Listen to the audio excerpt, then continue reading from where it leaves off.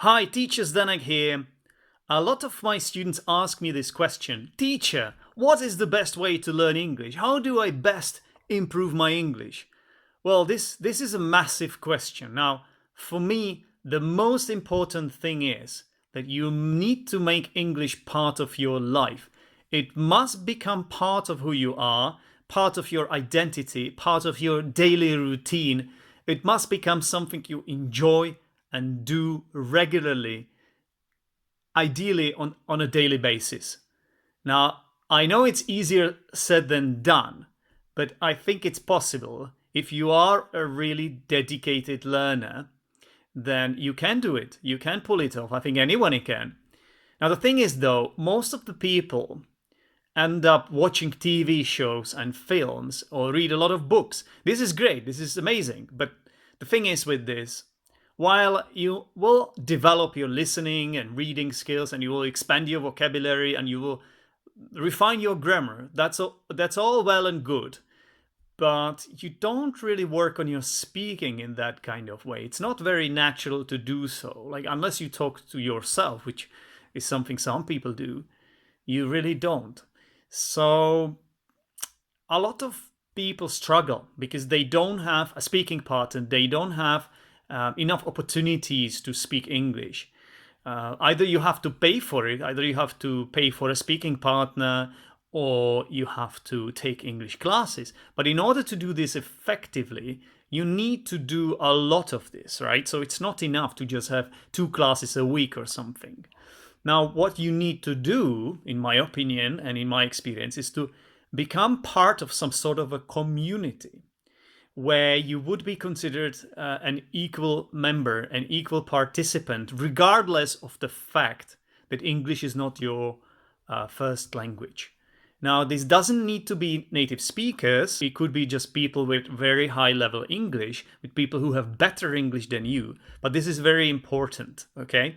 For instance, you could take yoga classes or something like that, and then like after each exercise, you just go out and have a beer.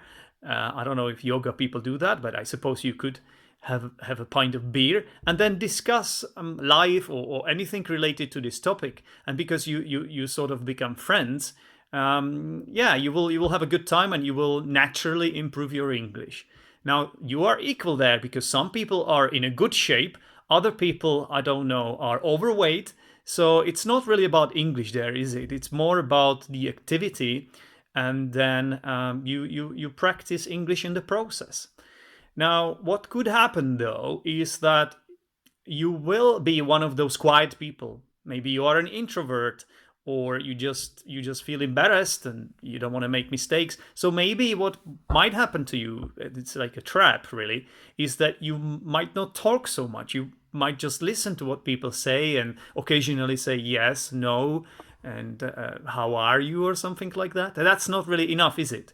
So that's where board games come in. That's where my idea of teaching English, I think, is the answer to this question, because board games are really fun.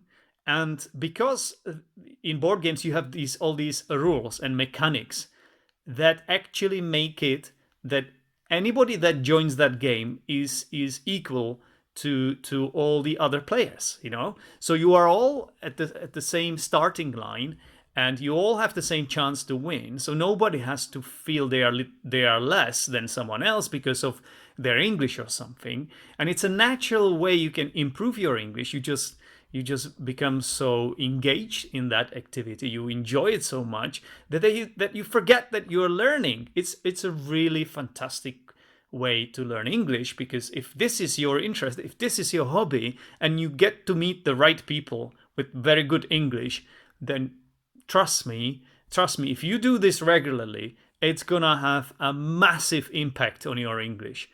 Okay, so don't forget, board games are a lot of fun and definitely underrated in the English language learning and teaching.